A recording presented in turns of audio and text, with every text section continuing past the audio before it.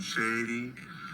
And then as I did that, I was in a place where I wouldn't normally be, and I walked into like I took a little bit of my own advice, and I got up into like a workout place, and it was like way across town where I wouldn't see nobody I met. I know. And then, strangely enough, the person that now runs that place was my former trainer, like before the pandemic, way on the other part of town. So it's kind of like a mat. It was kind of uncanny. But I was like sitting there at the studio. And it's like young attractive people, you know, like working out and getting it on. And they're listening to drill music in there. So it's like that kind of goes to my other video where I was like saying that some of this, like, cause that would be like, you would like appreciate them as being well to do, or like maybe a little bit bougie, or like I think the word is there's a word called there used to be a word called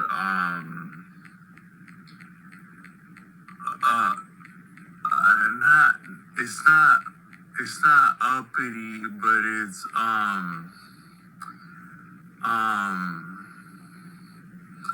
there's a word for like when you go to like the fancy grocery store and stuff like that. I'm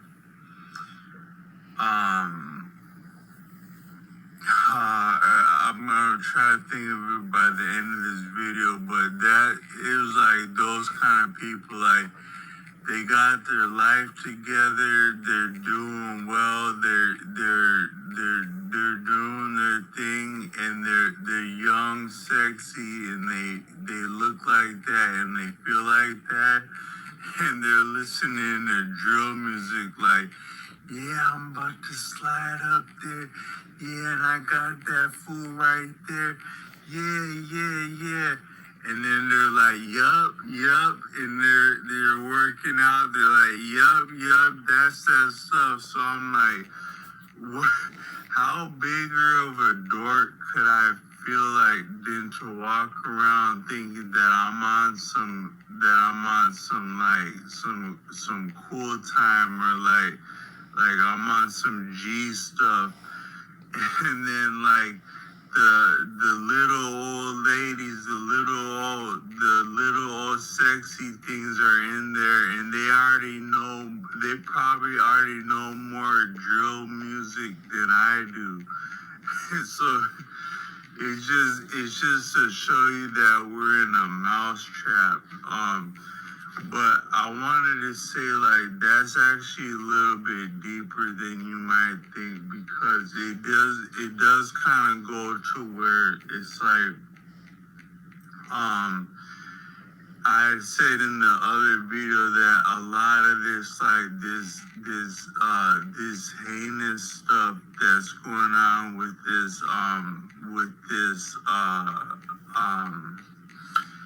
this heinous stuff that's going on with like with violence is like it's really kind of sad, because like everyone's having a good time and partying about it, and then it's like the little old nobody that's getting laid out in the street.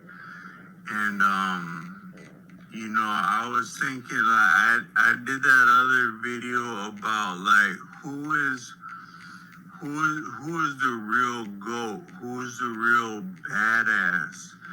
And I think actually if we were to take the biggest badass of all time, like of icons, There was a movie with the actor Ice-T way back in the 90s. I don't know what that movie's called. And in that movie, he was I watched it as a little boy. I had a I had a I had a friend when I was a little boy whose whose whose daddy lived in the next town, like an hour away, and he I became friends with him because he had the coolest toy guns. He had all the water guns and all the they used to call them Nerf guns, like Nerf bow and arrow. These really cool like Nerf guns and toy guns, like when that was just starting to be a thing. And my mom wasn't trying to let me have any guns to her credit. And then but my friend, he was cool. He had all the coolest guns. And so I became his friend, and then he also had his mom let him do anything he wanted to, so he also had the coolest movies. There's a movie called Low Down Dirty Shame in the 90s. Every movie from the 90s had a gun in it. If you back when they had movie stores, I would challenge you to go through a movie store and find five titles that didn't have a gun on it. So it was just nothing. At a certain time, they might have well just had a movie called Gun in the 90s, and it's just nothing but a gun right there. But it was all about guns in the 90s. And that movie, Low Down Dirty Shame, was like that. He had like two silver guns, like in the picture. But that movie had yet a beautiful bad woman in there. They somewhere in that movie, she gave out her phone number, and me and my friend were damn near trying to call her that phone number to see if it was real, because that was a bad woman, and we had no business watching a movie like that at that age. But we were yet in no business around guns either. But I then visited him at his father, who was yet cooler than his mother, who let him do anything he wanted. And then his father was like a proper badass. He was like from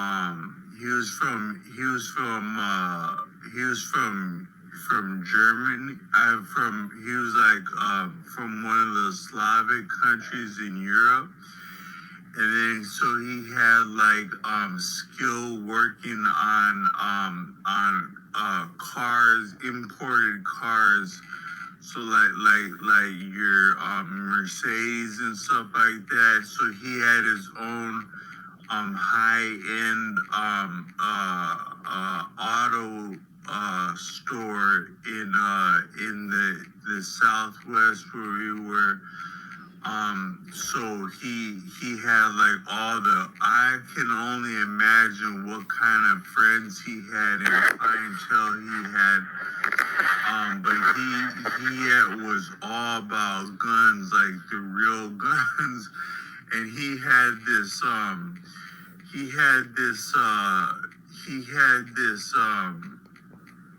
this significant other who was she was really she was out of one of those movies that we had no business watching. Like she was like yeah, so these are the bullets that break apart into people, And like, so you know, if you're going into a grocery store, and this is like back in the '90s before that crazy stuff was really happening a lot. And she's like, she would have been ready for the smoke if it had popped off in the early '90s, and she would have had those whatever weird ass bullets that fuck you up. That's what she had. But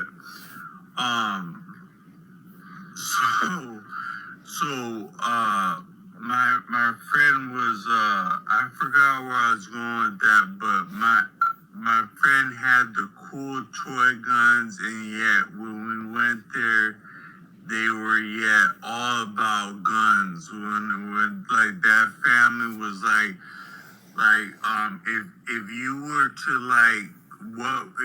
to trace the background of like someone that became like really dangerous in life, it would have been experiences like me and my friend had hanging out around his parents, where they didn't do anything illegal or that we weren't supposed to be doing, but they were just about that crazy shit like as kids. But when I was there, we were watching this film about one.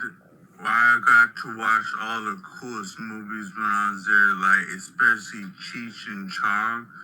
That's still a really cool movie, and I'm thankful for them to let me watch that, because that was a lot of fun. But they had this movie with Ice-T on there, and Ice-T was a homeless man, destitute, up on hard times, and he had enough, and he was about to commit suicide by bus, and he was about to walk out into traffic, and then this guy ran out there, and he was he's another famous actor. He was in the movie Menace to Society. He was the father of the righteous guy in Menace to Society. And he was like, "Hey man, what are you doing, man?" He's like, "Come on, man, you need to come on with me, man. This isn't what you're supposed to do, man. Let me tell you something. I know some people, man. We can help you get together. We got a place, where we could get away, get into the woods, get back to nature, and work this stuff out, man." So Ice-T took him up on this, and Ice-T is like in the middle of nowhere with a bunch of affluent men, so affluent that they have weird tastes, like they're into weird stuff. Like I did that video about Lion's Heart, saying sometimes wealthy people are into weird stuff. And so he wakes up. They wake up in the morning for he gets there with the rich people, and then he wakes up for breakfast, and then before they eat anything, they take him into this room, and it's full of like severed human heads in formaldehyde being preserved as trophies. And they're like, "Yeah, this is what it's about. We're here to hunt you alive, and we're about to eat breakfast, and you have like a 5-minute head start, and then we're breaking out the ATVs on your ass." And so this little old Ice-T he ends up all these rich people with nothing better to do than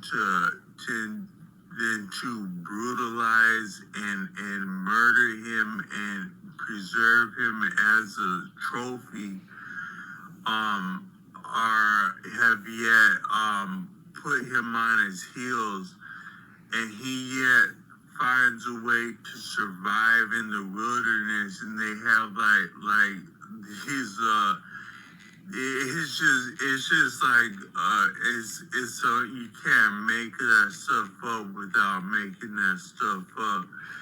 But all I meant to say that that's sometimes what it feels like being a brother in the United States, in where I live at.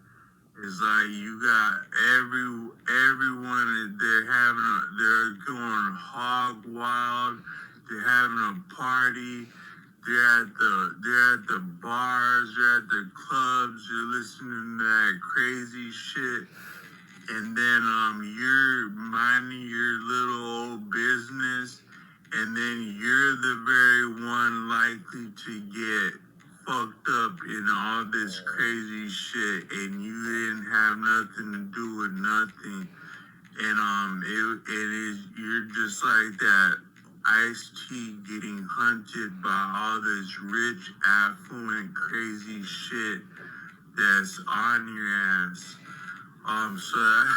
So he's maybe that's the real iconography of a badass in GOAT would be Ice-T for that one.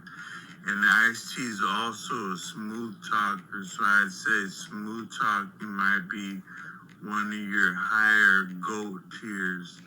So shout out to man Ice-T for that. But I wanted to say a little bit, this is going a little bit deep, but I had talked in other videos about how, it's likely that human beings have been cannibals in the past, because if you just think about how hungry you would be in nature, you would have no, if you get that hungry, a human being would be as good of a food source as anything else. But then you would also need a check on that. So I think that some of our group politics that amount to I think in the street sense that would be like gangs, but then like in the court in the above ground, which is no less ruthless, you would have corporations, which I think that our model of, if I'm not mistaken, I don't have the source on this, but I think that when you experience a corporation of some kind, that model is based on something called the Dutch East India Trading Company, which was like a high tier professional pirate venue that shaped much of our history. I can't speak a lot to it, but I know that the Dutch East India Trading Company, as it was referenced in the movie Pirates of the Caribbean, that's not made up. That's an actual. There was something along the lines of what would be that ruthless and efficient and cold as what's portrayed in that movie as the Dutch East India Trading Company. And I think that our corporate model is actually built on that. So you could reason that our corporate, our different corporations, any venue that you frequent is basically pirateers.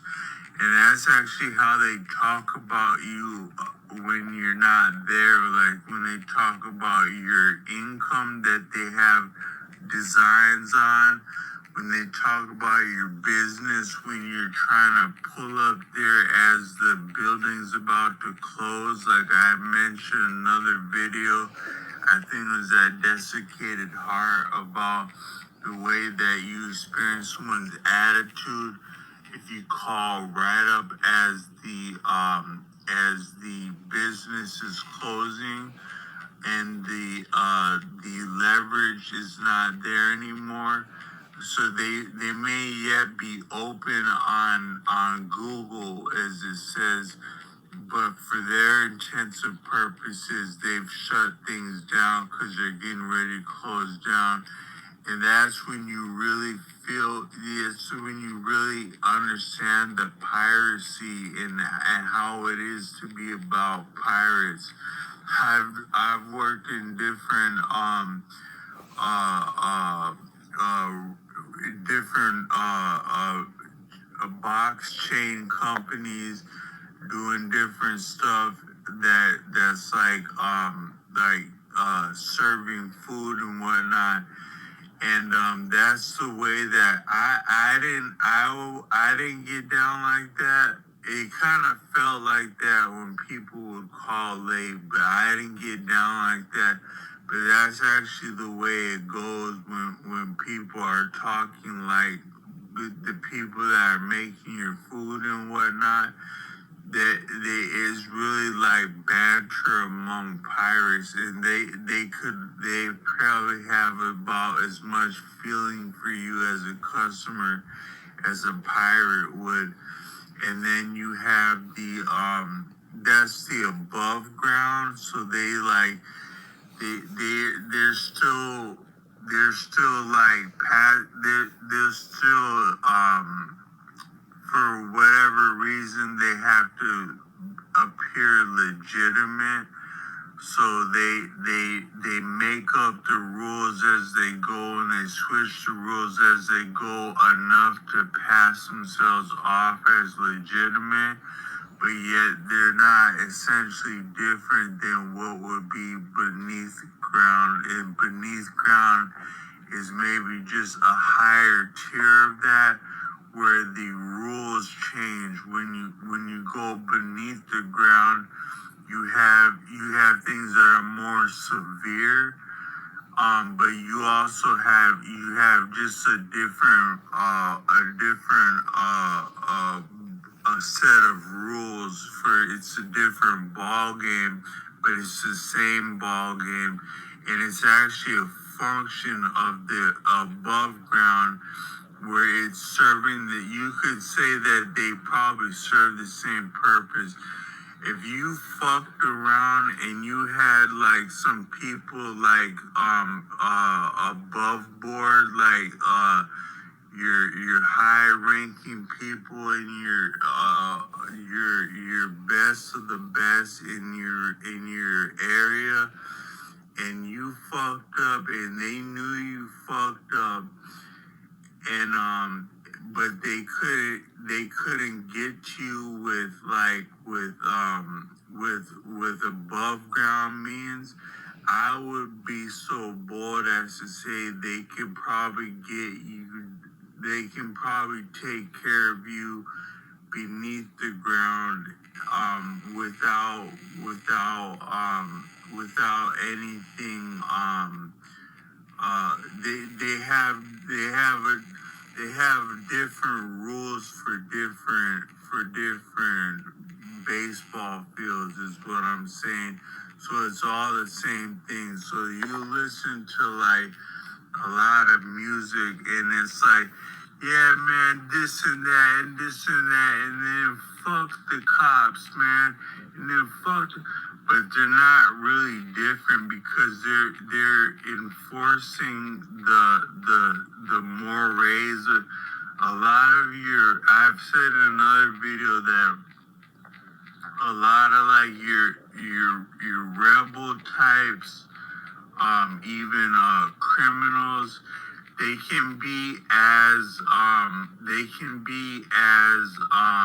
status quo, or like as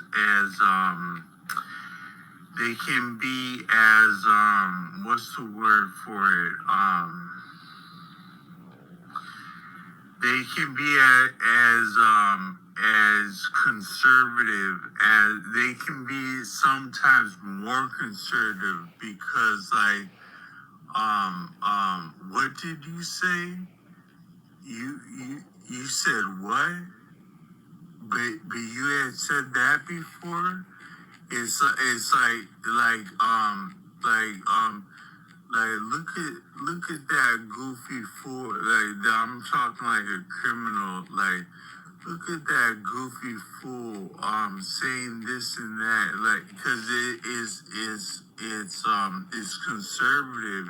It's like it's not liberal. Like hey man, it's all good man. It's whatever.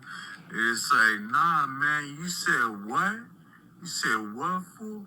It's conservative like that. It's more so conservative than even like I would say is hard of a time as we give the boys in blue. I would say the boys in blue can potentially be more can they can give you more time to explain yourself sometimes than someone that's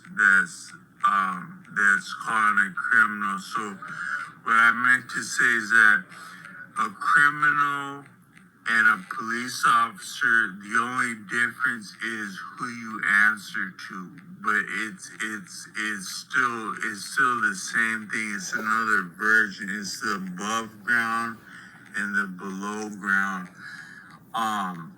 But it all works against the little old guy like Ice-T in that movie, and that's what it feels like. But I had also said that, you know, a lot of it's likely that we have been cannibals in the past. And then the different formalities that we have, like whether that be group politics, group identities, whether like a corporate or like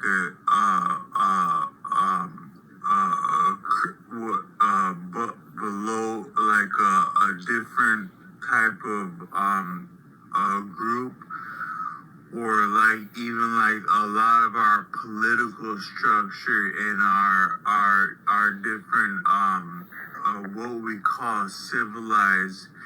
It's probably just to mitigate that savagery within us, because we yet had that. I would say that maybe you could reduce all human savagery to the simple fact that we used to maybe be food sources to one another, and we still exist that way within our instincts and how we really feel about each other. That's about how real it is. That's about how vicious it is. How could you kill someone that you've never said one word to before, that you've never had anything to do with? It's because you might want to eat them. That's what the instinct is. But then we have all these different things that mitigate that, whether that be like what we call being civilized, or what we call like a brotherhood, whether that's a recognized brotherhood or not. Those are some of the things that check that basic propensity, but yet there is still that propensity and that appetite to eat one another. So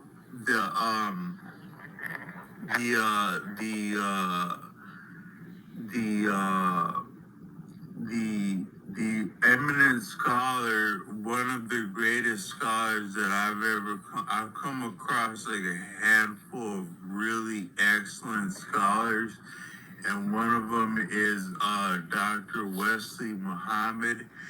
and he points out that some of our history, like around barbecue, like in the South, there's a connection between barbecue and lynching. Um, Also enjoying barbecue at a lynch, but also no less than feasting on human flesh, and that he uh um uh Wesley Muhammad says that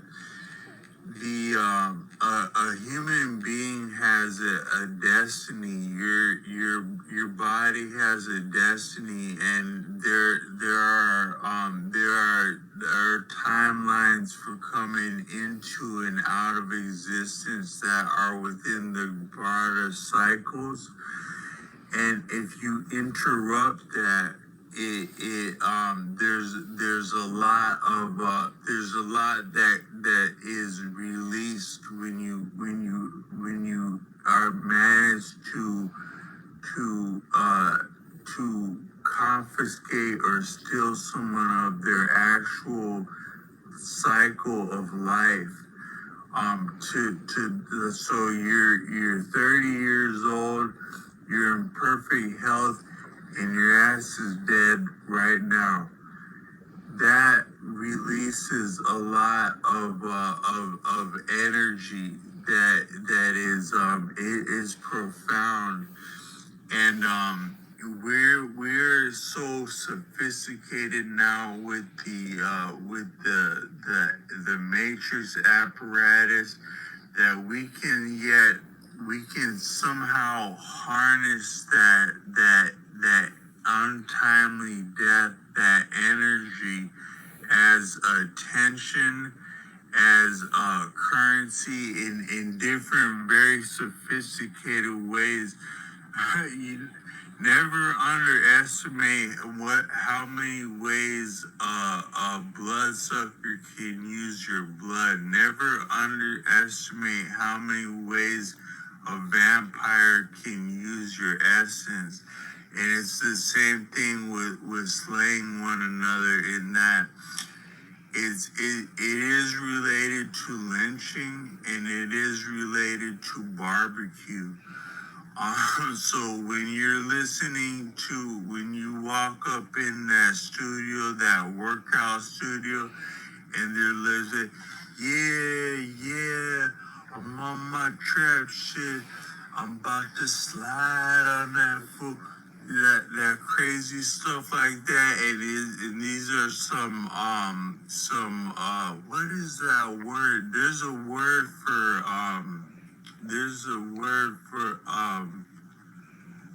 it's not hoity-toity, it's is it yuppie? Yeah, yuppie. I think that's the word. It's that you go into a yuppie when they're all good and they're all sexy and they're doing their thing and they're listening to that trap. It's like it's that barbecue. It's like let's go and barbecue some fools. And I think that's a lot of the dynamic. And I know I'm talking heavy with this, but it really is heavy what we're experiencing. You go anywhere and you hear this kind of stuff. So just a little bit of insight, but this is just for awareness. So, and no one's better or worse than anyone, because a hard beat is a hard beat. We all like a hard beat, but just being aware of these things, maybe we can. You can't. When something is that cold, like you listen to that trap stuff, that stuff's cold. You can't just throw that away. You have to, the things that destroy us are the same things that can build us. So all I'm saying is, like, let's come colder, let's come cleaner, let's come slicker, that we don't have to be ugly, because there's not a need to be ugly. And the great Bob Marley said that there's a right way and a wrong way to do anything. So we can make all the hardest stuff without being ugly to one another. That's all I'm saying with this one. So peace.